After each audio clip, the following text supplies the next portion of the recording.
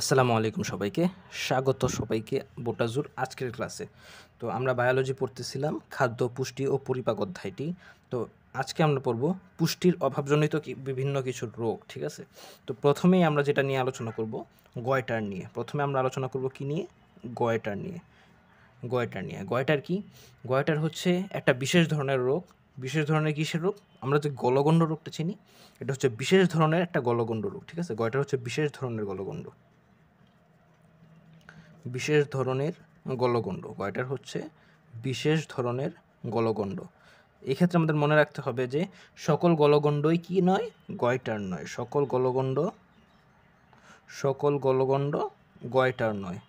সকল গলগণ্ড গয়টার নয়। সকল গলগণ্ড গয়টার নয়। গলগণ্ড কি একটা বিশেষ ধরনের গয়টার কি একটা বিশেষ ধরনের গলগণ্ড, বাট সকল ধরনের গলগণ্ডই কিন্তু কি নয়? গয়টার নয়, ঠিক আছে? এটা কিসের অভাবে হয়? এটা আয়োডিনের অভাবে হয়, ঠিক আছে? খাবারে আয়োডিনের যদি অভাব থাকে তাহলে এটা হয়। আয়োডিনের অভাবে হয়। আয়োডিনের অভাবে হয়। আয়োডিনের অভাবে হয়। কি হয় এক্ষেত্রে? গলগণ্ডে আমরা যেরকমটা দেখছি, এটার ক্ষেত্রেও প্রায় সিমিলারই কেস ঘটে। গলাটা ফুলে যায়, ঠিক আছে? গলাটা মারাত্মকভাবে ফুলে যায়। আর এই গয়টার কিসের কারণে হয়? আয়োডিনের অভাবে হয়। গয়টার কিসের জন্য হয়? আয়োডিনের অভাবে। এরপর আমরা যেটা নিয়ে আলোচনা করব সেটা কি? এরপর আমরা আলোচনা করব হচ্ছে গিয়ে রাতকানা রোগটা নিয়ে। রাতকানা, ঠিক আছে? তো রাতকানা মানে কি? রাতে কানা। রাতকানা মানে কি? রাতে কানা মানে কি? রাতে কিছু দেখে না, ঠিক আছে? রাতে দেখে না। রাতে মানে কি? রাতে তো স্বল্প আলো থাকে না? রাতে কি স্বল্প আলো থাকে? তো স্বল্প আলোতে, অর্থাৎ কি স্বল্প আলোতে দেখে না, স্বল্প আলোতে দেখতে পায় না, স্বল্প আলোতে দেখতে পায় না। রাতকানা কি স্বল্প আলোতে দেখতে পায় না। এটা কিসের অভাবে হয়? ভিটামিন এ এর অভাবে হয়। ভিটামিন এ এর অভাবে হয়। ভিটামিন এ এর অভাবে। ভিটামিন এ এর অভাবে হয়। মূলত ঘটনা কি ঘটে? ভিটামিন এ এর অভাবে যে রোগটা হয় সেই রোগটার নাম কি? সেই রোগটার নাম হচ্ছে গিয়ে জেরোফথ্যালমিয়া, ঠিক আছে? জেরোফথ্যালমিয়া। জেরোফথ্যালমিয়া। জেরোফথ্যালমিয়া। জেরোফথ্যালমিয়া। জেরোফথ্যালমিয়া, ঠিক আছে? যে রোগটা হয় সেই নাম, ভিটামিন এ এর অভাবে যে রোগটা হয় সেই রোগটার নাম কি? জেরোফথ্যালমিয়া। ভিটামিন এর অভাবে কোন রোগ হয়? জেরোফথ্যালমিয়া। এখন এই জেরোফথ্যালমিয়ার মাত্রা আছে প্রায় 7 থেকে 8টি মাত্রা আছে, ঠিক আছে? 7 থেকে 8টি মাত্রা আছে। এই জেরোফথ্যালমিয়ার প্রায় 7 থেকে 8টি মাত্রা আছে। এর সর্বনিম্ন যে মাত্রা সেটা কি? রাতকানা। সর্বনিম্ন মাত্রা হচ্ছে রাতকানা। এর সর্বনিম্ন মাত্রা জেরোফথ্যালমিয়ার সর্বনিম্ন মাত্রাকে বলা হয় রাতকানা। জেরোফথ্যালমিয়ার সর্বনিম্ন মাত্রাকে কি বলা হয়? রাতকানা। জেরোফথ্যালমিয়ার সর্বনিম্ন মাত্রাকে কি বলা হয়? রাতকানা। এই রোগের মধ্যে কি হয়? এই রোগের মধ্যে কি হয়? রড কোষ থাকে। আমাদের চোখে 2 ধরনের কোষ থাকে। চোখে 2 ধরনের কোষ থাকে দেখার জন্য আর কি। চোখে দেখার জন্য 2 ধরনের কোষ কাজ করে। কি কি? একটা হচ্ছে গিয়ে রড কোষ, আর একটা হচ্ছে গিয়ে কোন কোষ। তো রাতকানাতে র আছে, মানে এটাতে কি হয়? রড কোষ খারাপ হয়ে যায়, ঠিক আছে? রড কোষ ক্ষতিগ্রস্ত হয়। রাতকানাতে কি হয়? রড কোষ ক্ষতিগ্রস্ত হয়, ঠিক আছে? তো রাতকানা হচ্ছে এটাই, ঠিক আছে? কি এটি হচ্ছে ভিটামিন এর অভাবে জেরোফথ্যালমিয়া হয়। আর জেরোফথ্যালমিয়ার 7 থেকে 8টা মাত্রা থাকে। এর সর্বনিম্ন মাত্রাকে আমরা বলি রাতকানা, ঠিক আছে? সর্বনিম্ন মাত্রাকে আমরা বলি রাতকানা। রাতকানায় কি হয়? চোখের যে রড কোষগুলো আছে ওইগুলা ক্ষতিগ্রস্ত হয়। তাহলে রাতকানা কিসের অভাবে হয়? ভিটামিন এ এর অভাবে হয়। জেরোফথ্যালমিয়ার 7 থেকে 8টা মাত্রা থাকে। এর মধ্যে যদি চতুর্থ বা পঞ্চম মাত্রা যদি থাকে তাহলে ওষুধে ভালো হয়, ঠিক আছে? তাহলে ওষুধে ভালো হয়। আর যদি এক্সট্রিম পর্যায়ে চলে যায়, 7th বা 8 মাত্রায় যদি চলে আসে, 7 বা 8 মাত্রায় যদি চলে আসে তাহলে কি হয়? তাহলে কর্নিয়া প্রতিস্থাপন করতে হয়। তাহলে কি করতে হয়? কর্নিয়া প্রতিস্থাপন করতে হয়, ঠিক আছে? যদি এক্সট্রিম লেভেলে চলে যায় কর্নিয়া প্রতিস্থাপন করা লাগে, ঠিক আছে? এই পর্যায়ে এখন আমরা আলোচনা করব রিকেটস রোগ নিয়ে, ঠিক আছে? এই পর্যায়ে আমরা আলোচনা করব কি নিয়ে? রিকেটস রোগ নিয়ে। রিকেটস, ঠিক আছে, রিকেটস কিসের অভাবে হয়? রিকেটস হয় ভিটামিন ডি এর অভাবে, রিকেটস হয় ভিটামিন ডি এর অভাবে, রিকেটস হয় ভিটামিন ডি এর অভাবে। এটাতে কি হয়? এটাতে হচ্ছে কি হয়, আমি বুঝতেই পারতেছি। রিকেটস নামটা শুনলেই মনে হইতেছে যে হাড়গোড়ের কিছু ঘটনা আছে, ঠিক আছে, নাম শুনেই বোঝা যাইতেছে কি হাড়গোড়ের ঘটনা আছে, হাড়গোড়ের ঘটনা আছে, ঠিক আছে। হাড়গোড় কি মানে হচ্ছে আমাদের যে হাড় থাকে শরীরে, হাড় থাকে, হাড়গুলো কি হয় দুর্বল হয়ে যায়, শরীরের হাড় দুর্বল হয়ে যায়। তারপর কি হয় আমাদের হাড়ের মধ্যে কি আছে, জয়েন্ট আছে না, জয়েন্ট বা গিট আছে না, জয়েন্ট বা গিট, হাড্ডির যে জয়েন্ট বা গিটগুলো আছে এগুলো কি হয়, এগুলো ফুলে যায়, এগুলা ফুলে যায়, জয়েন্টগুলা ফুলে যায়, জয়েন্ট বা গিটগুলা কি হয় ফুলে যায়, জয়েন্ট বা গিটগুলা ফুলে যায়, ঠিক আছে। আর হচ্ছে হাড়গুলা কি হয় বেঁকে যায়, বেঁকে যায়, হাড়গুলা বেঁকে যায়, বিশেষ করে পায়ের হাড়গুলা, ঠিক আছে, বিশেষ করে পায়ের হাড় কি হয় বেঁকে যায়, হাড়গুলা বেঁকে যায়। ভিটামিন ডি এর অভাবে রিকেটস রোগ হয়। রিকেটস রোগের মধ্যে কি হয় হাড়গুলো দুর্বল হয়ে যায়, আমাদের হাড়ের জয়েন্ট আছে জয়েন্টগুলো ফুলে যায়, আর হাড়গুলো কি হয় বেঁকে যায়, ঠিক আছে, বাঁকা হয়ে যায়, ঠিক আছে। আর হাড় আমরা ভিটামিন ডি কই থেকে উৎপন্ন হয় সেটা আমরা বলছিলাম যে আমাদের চামড়ার নিচে আমাদের বডিতে হচ্ছে ভিটামিন ডি থাকে, চর্বি থাকে, ঠিক আছে, ফ্যাট থাকে। এই চর্বিগুলো কি হয় স্কিনের নিচে যেই ফ্যাটগুলো থাকে, ঠিক আছে, স্কিনের নিচে যে ফ্যাটগুলো থাকে ওই ফ্যাটগুলোর মধ্যে যখন সানলাইট পড়ে, হ্যাঁ, সূর্যের আলো যখন পড়ে তখন ওগুলো কী হয় গলে ভিটামিন ডিতে পরিণত হয়, ভিটামিন ডিতে পরিণত হয়। আর এই ভিটামিন ডিটা কই শোষিত হয়, এই ভিটামিন ডি শোষিত হয় কোথায়, শোষিত হয় কিডনিতে, সর্বশেষ পর্যায়ে এই ভিটামিন ডি শোষিত হয় কিডনিতে, ঠিক আছে, কিডনিতে, কিডনি মানে কি বৃক্কতে, ঠিক আছে, কিডনিতে, ঠিক আছে। তো এই হচ্ছে মূলত রিকেটসের ঘটনা। এই পর্যায়ে এইভাবে আমরা হচ্ছে ভিটামিন ডি পাই। আর রিকেটসের অভাবে কী হয়, রিকেটস ভিটামিন ডি এর অভাবে হয়, রিকেটসের ফলে কী হয় হাড় দুর্বল হয়, হাড়ের জয়েন্ট ফুলে যায়, আর হাড় বেঁকে যায়, বিশেষ করে পায়ের হাড় বেঁকে যায়। এরপর হচ্ছে আমাদের বক্ষদেশের যে হাড়গুলো থাকে সেগুলো প্রায় ভঙ্গুর হয়ে যায়, বক্ষের হাড়গুলা কী হয় ভঙ্গুর হয়ে যায়, ভঙ্গুর হয় বা চিকন হয়ে যায়, ঠিক আছে, বক্ষের হাড়গুলা ভঙ্গুর বা চিকন হয়ে যায়, ঠিক আছে। এই হচ্ছে মোটামুটি রিকেটসের ঘটনা। তারপর আমরা যেটা পড়বো সেটা কি, সেটা হচ্ছে রক্তশূন্যতা, রক্তশূন্যতা বা অ্যানিমিয়া, ঠিক আছে। রক্তশূন্যতা বা অ্যানিমিয়া নাম শুনেই বুঝতে পারতেছি কি হয় রক্ত কমে যায়, ঠিক আছে, রক্ত কমে যায় মানে কি হিমোগ্লোবিন কমে যায়। আমাদের শিশুদের ক্ষেত্রে, প্রাপ্তবয়স্কদের ক্ষেত্রে, আবার প্রাপ্তবয়স্ক মহিলা, প্রাপ্তবয়স্ক পুরুষ সকলের ক্ষেত্রে হিমোগ্লোবিনের একটা মাত্রা আছে। এই হিমোগ্লোবিন যদি স্বাভাবিক মাত্রা থেকে কমে যায়, ঠিক আছে, তাহলে তাকে কি বলা হয় অ্যানিমিয়া বা রক্ত শূন্যতা, ঠিক আছে। হিমোগ্লোবিন স্বাভাবিক অপেক্ষা কমে যায়, স্বাভাবিকের চেয়ে কমে যায়, হিমোগ্লোবিন স্বাভাবিকের চেয়ে কমে যায়, হিমোগ্লোবিন স্বাভাবিকের চেয়ে কমে যায়। কিসের অভাবে কমে যায় কেন, কিছু উপাদান আছে, কি কি উপাদান, লৌহ বা আয়রন, ঠিক আছে, তারপর হচ্ছে গিয়ে ফলিক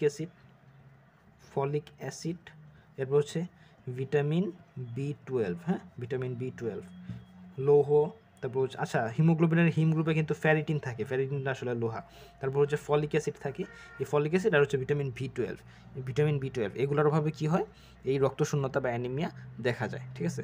এটাকে বাংলাদেশের বেশিরভাগ যেটা হয়, বাংলাদেশে এই লৌহর অভাবে হচ্ছে গিয়ে মোটামুটি এই রক্তশূন্যতা হয়, ঠিক আছে। তাই বাংলাদেশে যে অ্যানিমিয়া আছে বা রক্তশূন্যতা আছে সেটাকে বলা হয় লৌহ ঘটিত রক্তশূন্যতা, ঠিক আছে। বাংলাদেশে যেটা হয় সেটাকে কি বলা হয় লৌহ ঘটিত রক্তশূন্যতা, ঠিক আছে, লৌহ ঘটিত রক্তশূন্যতা বলা হয়, ঠিক আছে, লৌহ ঘটিত রক্তশূন্যতা, ঠিক আছে। আবার যখন মানে স্বাভাবিক নারীদের তুলনায় গর্ভাবস্থায় নারীদের এই রোগটা বেশি হয়ে থাকে। এই রোগ হইলে কি হয় শরীরের দুর্বলতা, আমাদের রক্ত না থাকলে কি হয় অনেক কিছুই তো হয়, রক্তের মাধ্যমেই তো সব, রক্ত দিয়ে রোগ প্রতিরোধ ক্ষমতা, রক্ত দিয়ে অক্সিজেনের মাত্রা ঠিকঠাক থাকে, রক্ত দিয়ে হচ্ছে আমাদের বডিতে হচ্ছে পানি চলাচল ঠিকঠাক থাকে। তাই রক্ত যদি ঠিকঠাক মতো না থাকে, রক্ত যদি কম থাকে বা হিমোগ্লোবিন যদি কম থাকে, হিমোগ্লোবিনের কারণে হচ্ছে রক্তে লাল রং ধারণ করে, তো রক্ত লাল রং হারাতে থাকবে। তারপর হচ্ছে আমাদের শরীরে যখন শক্তি কমে যাবে, আমরা দুর্বল অনুভব করব। তারপর আমাদের শরীর রক্ত যখন যদি ঠিক না থাকে, আমাদের মানে শরীর ঝিমিয়ে থাকবে, ঠিক আছে, তাহলে চোখে সারা দেখবো সব কিছু অন্ধকার মনে হবে, ঠিক আছে, মাথা ব্যথা থাকবে প্রচণ্ড, এগুলো হচ্ছে হয়ে থাকে। আর রক্তশূন্যতা যদি থাকে তাহলে মোটামুটি লৌহ জাতীয় ওষুধ দেওয়া হয়, ঠিক আছে, এটার ওষুধ হিসেবে ঔষধ হিসেবে কী দেওয়া হয়?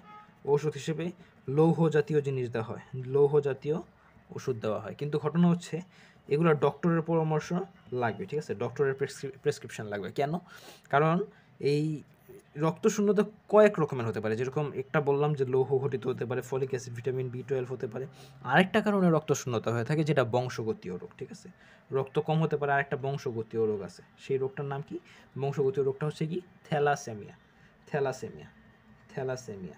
তো থ্যালাসেমিয়া রোগীকে যদি কেউ আবার হচ্ছে লৌহ রিলেটেড ওষুধ দেয়, লৌহ রিলেটেড যদি ওষুধ দেয়, তাহলে হচ্ছে তার লাইফ ঝুঁকিতে পড়ে যাবে, ঠিক আছে।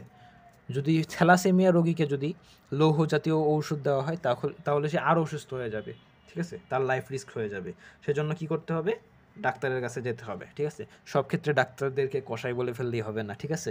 আচ্ছা, ঠিক আছে। তো এখন আমরা যেটা পড়ব, এখন আমরা হচ্ছে বিভিন্ন রোগ নিয়ে আলোচনা করলাম। এখন আমরা যেটা নিয়ে আলোচনা করব সেটা হচ্ছে পুষ্টি উপাদানের ফলে যে আমাদের শক্তি, আমরা যে খাই কেন, শক্তি লাগবে তো, তো শক্তি যেভাবে আমাদের শরীরে আসে সেটা, ঠিক আছে। তার আগে আমরা একটা জানি যে আমরা যে খাবার দাবার খাই, ঠিক আছে, আমরা খাবার দাবার খাই। এখন আমরা খাবার দাবার খেয়ে কাজ করি, কাজ করার পর কি হয়? এই কাজ করার ফলে শক্তি বার্ন হয়, ঠিক আছে। এই যে শরীরে যে খাবার আছে সেগুলো বার্ন হয়, তার শক্তি খরচ হয়, ঠিক আছে। কিন্তু কিছু পরিমাণ শক্তি আছে, আমরা যদি কাজ না করি, বিশ্রাম নিতে থাকি, বিশ্রাম অবস্থায়ও আমাদের ওই শক্তিটা খরচ হবে। বিশ্রামরত অবস্থায় যে শক্তিটা খরচ হয়, ক্যালোরি বার্ন হয় বা শক্তি খরচ হয়, বিশ্রামরত অবস্থায় আমাদের শরীরে এই শক্তি যে বার্ন হলো বা খরচ হলো, এই যে বিপাকটা হলো, খাদ্য বিপাক হলো, শক্তি উৎপন্ন হলো, এটাকে বলা হয় কি? মৌল বিপাক। মৌল বিপাক, ঠিক আছে। বিশ্রামরত অবস্থায় আমাদের শরীরে যে ক্যালোরি বার্ন হয় বা শরীর থেকে যে শক্তি খরচ হয় বিশ্রামরত অবস্থায়, সেটাকে বলা হয় মৌল বিপাক। যেই শক্তিটা খরচ হয়, আমি কোনো কাজ করতেছি না বাট শক্তি খরচ হইতেছে, সেটা হচ্ছে মৌল বিপাক। আচ্ছা, মৌল বিপাক কেন হয়? আমরা ঘুমায় আছি, আমাদের শ্বাস প্রশ্বাস কি বন্ধ আছে? না, আমাদের শ্বাস প্রশ্বাস চলতেছে। আমরা কোনো কাজ করতেছি না, বিশ্রাম নিতেছি, রেস্ট নিতেছি, শ্বাস প্রশ্বাস অনবরত চলতেছে। আমরা অনবরত অক্সিজেন নিচ্ছি, কার্বন ডাইঅক্সাইড ত্যাগ করতেছি। কার্বন ডাইঅক্সাইড উৎপাদন হইতেছে মানে কি? কার্বন মানে হচ্ছে গিয়ে তাপ, কার্বন আছে যেখানে তাপ সেখানে, ঠিক আছে। কার্বন মানে তাপ, কার্বন নির্গত করতেছি মানে তাপ বের করতেছি, মানে তাপ বার্ন হইতেই আছে, ঠিক আছে। তার মানে কি? কাজ একটা হইতেছে, শক্তি বার্ন হইতেছে। আর কিন্তু আমরা তেমন কোনো কাজ করতেছি না, শ্বাস প্রশ্বাসের কারণে এই কাজটা হইতেছে, বা কার্বন উৎপন্ন হইতেছে, বা শক্তি উৎপন্ন হইতেছে, বা শক্তি বার্ন হইতেছে। তা কেন হয় এটা? মৌল বিপাক, এটাকে বলা হয় মৌল বিপাক, ঠিক আছে। তো এই মৌল বিপাক হোক বা যেভাবে আমরা শক্তি খরচ করে থাকি, এই শক্তি যে হয় কি বলে, শক্তির যে পরিমাপ, সেটা হচ্ছে ক্যালোরি বা কিলো ক্যালোরি এককে পরিমাপ করা হয়। ক্যালোরি অর হচ্ছে kilo calorie, kilo calorie, calorie বা কিলো ক্যালোরি রূপে। কিলো ক্যালোরি মানে কি? 1000 ক্যালোরি, ঠিক আছে। কিলো ক্যালোরি মানে হচ্ছে 1000 ক্যালোরি, কিলো ক্যালোরি মানে হচ্ছে 1000 ক্যালোরি। তাহলে 1000 ক্যালোরি সমান সমান 1 কিলো ক্যালোরি, 1000 ক্যালোরি সমান সমান 1 কিলো ক্যালোরি। এখন এক খাদ্য ক্যালোরি যদি বলা হয়, এক খাদ্য ক্যালোরি, এক খাদ্য ক্যালোরি মানে আমরা কি বুঝবো? 1 কিলো ক্যালোরি। এক খাদ্য ক্যালোরি যদি বলে তাহলে আমরা বুঝবো 1 কিলো ক্যালোরি। এখন যদি বলে কি 1 কিলো ক্যালোরি সমান সমান কত জুল, ঠিক আছে। কাজের কাজ বা শক্তির এসআই একক কি? কাজ বা শক্তি, কাজ বা শক্তির এসআই একক যদি বলি তাহলে সেটা হবে কি? জুল। কাজ বা শক্তির এসআই একক জুল। তাহলে এক খাদ্য ক্যালোরি সমান সমান 1 ক্যালোরি, 1 ক্যালোরি সমান 1 কিলো, এক খাদ্য ক্যালোরি সমান সমান 1 কিলো ক্যালোরি। তাহলে 1 kilo calorie is equal to কত হবে? 4.2 কিলো জুল, ঠিক আছে, 4.2 কিলো জুল। আর যদি বলি 1 ক্যালোরি সমান সমান কত জুল? 4.2 জুল। কেন? কিলো ক্যালোরি মানে কত? 1000, কিলো ক্যালোরি মানে কত? 1000, 1000 1000 কাটা, 1 ক্যালোরি সমান সমান 4.2 জুল, ঠিক আছে, ইজি। কিন্তু আমাদের শরীরে যে এই ক্যালোরিটা যে বার্ন হয়, ঠিক আছে, এটা কিন্তু খাদ্যের টাইপ অনুসারে এই ক্যালোরির পরিমাণটাও চেঞ্জ হয়। যেরকম আমরা যদি 1 গ্রাম করে কোনো খাবার নিই, 1 গ্রাম যদি আমরা আমিষ নিতে পারি, শর্করা নিতে পারি, চর্বি নিতে পারি, ঠিক আছে, এই ক্ষেত্রে আমাদের ক্যালোরির পরিমাণ কি থাকবে? খাদ্য ক্যালোরি কত হবে, ঠিক আছে। আমিষের ক্ষেত্রে দেখতে পাবো যে ক্যালোরি হচ্ছে গিয়ে 4, শর্করার ক্ষেত্রেও দেখতে পাবো ক্যালোরি হচ্ছে 4 ক্যালোরি। বাট চর্বিতে যখন আসবো দেখবো আমরা পাচ্ছি 9 ক্যালোরি। আমরা চর্বিতে সবচেয়ে বেশি ক্যালোরি পেয়ে থাকি বা শক্তি বা তাপ পেয়ে থাকি, ঠিক আছে। অর্থাৎ আমরা 1 গ্রাম আমিষ নিলাম, আমরা 4 ক্যালোরি পাবো। 1 গ্রাম শর্করা নিলেও 4 ক্যালোরি শক্তি পাবো। কিন্তু যদি আমরা 1 গ্রাম চর্বি নিই তাহলে আমরা 9 ক্যালোরি শক্তি পাবো। ঠিক আছে? আমাদের একজন স্যার আছে, তো ওই স্যার আমাদেরকে একদিন বলতো যে, যখন ক্লাস নিত বলতো যে, কারো যদি ইনস্ট্যান্ট শক্তি প্রয়োজন হয় তাহলে বোতল নিয়ে সরাসরি তেল খাওয়া শুরু করে দাও, সবচেয়ে বেশি শক্তি পাইবা। যদিও মজার ছলে বলতো, তোমরা এটা কেউ করো না আবার, ঠিক আছে? ওকে, তো আমরা ক্যালোরি হিসাব করলাম। এটার পরে আপনাদের একটা ম্যাথ দেয়া আছে বইতে, ঠিক আছে? ওই ম্যাথটা আপনাদেরকে আমি SW দিলাম। আপনাদের বইতে এই একটা ছকের মধ্যে এটা আছে, এই ছকের পরে একটা ম্যাথ আছে। ম্যাথটা আপনাদেরকে SW দিলাম, এই ম্যাথটা করবেন। ওই ম্যাথটা খুব বেশি একটা আসে না, বাট খুবই ইজি ম্যাথ, তাই আমি করাই দিলাম না। এই মানগুলো ইউজ হয়েছে ওইটার মধ্যে। তো আপনারা ম্যাথটা করবেন। নেক্সট ক্লাসে আমরা পড়বো হচ্ছে BMR এবং BMI, এগুলো নিয়ে আলোচনা করব। ততক্ষণ পর্যন্ত সবাই সুস্থ থাকুন, ভালো থাকুন। ধন্যবাদ সবাইকে। আসসালামু আলাইকুম।